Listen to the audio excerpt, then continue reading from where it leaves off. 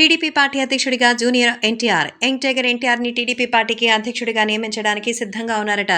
ఈ విషయంలో నారా చంద్రబాబు నాయుడు కూడా గ్రీన్ సిగ్నల్ ఇచ్చినట్టుగా అయితే తెలుస్తోంది. 2024 ఎలక్షన్స్ కి సమయం దగ్గర పడుతోంది. ఈ సమయం లోపల జూనియర్ ఎన్టీఆర్ మరి తెలుగుదేశం పార్టీకి సంబంధించిన అన్ని విషయాల్ని పూర్తి చేయాలని ఎదురు చూస్తున్నట్టుగా అయితే సమాచారం. సో త్వరలోనే తారక్కి సంబంధించిన ఈ విషయాలు కూడా ఎంతో సెన్సేషనల్ గా మారుతోంది. సో జూనియర్ ఎన్టీఆర్ రాబోయే రోజుల్లో ఎలాంటి నిర్ణయాన్ని తీసుకుంటారనేది అందరూ కూడా ఎంతో ఆసక్తిగా ఎదురు చూస్తున్నారు.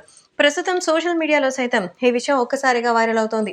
తారక్కి సంబంధించిన ఏ విషయమైనా సరే ప్రస్తుతం తెలుగుదేశం పార్టీ ఒక కన్నేసి ఉంచింది. ఎందుకంటే తెలుగుదేశం పార్టీ మంచి విజయాన్ని సాధించాలి అనేది ఎంతో కాలంగా ఎదురు చూస్తోంది. ఆ విజయానికి కారకులుగా జూనియర్ ఎన్టీఆర్ మరి నిలవాలని కోరుకుంటోంది. అందుకే ఇప్పుడు తారక్కి టీడీపీ పార్టీ పగ్గాలు అప్పగించాలని ఎన్డీఏ ప్రభుత్వం కూడా నిర్ణయించిందట. ప్రధాని నరేంద్ర మోదీ సైతం తెలుగుదేశం పార్టీలోకి ఎన్టీఆర్ లాంటి ఒక ఎనర్జెటిక్ స్టార్ వస్తే బాగుంటుందని చెప్తున్నారు. మొదటి నుంచి ఎన్టీఆర్ ని తమ వైపు తిప్పుకోవడానికి ఎన్నో కష్టాలు, ఎన్నో ప్లాన్స్ వేసింది మోడీ ప్రభుత్వం. కానీ అమిత్ షాని పంపించిన మోదీయే స్వయంగా మాట్లాడినా కూడా పని జరగలేదు.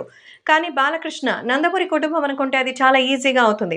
అందుకే తెలుగుదేశం పార్టీ పగ్గాలు ఎన్టీఆర్కి అప్పగించి అటు సినిమాల్లో ఉన్నటువంటి ఆయన ఫేమ్ని రాజకీయంగా అయితే ఉపయోగించుకోవాలని చూస్తున్నట్టుగా అయితే తెలుస్తోంది.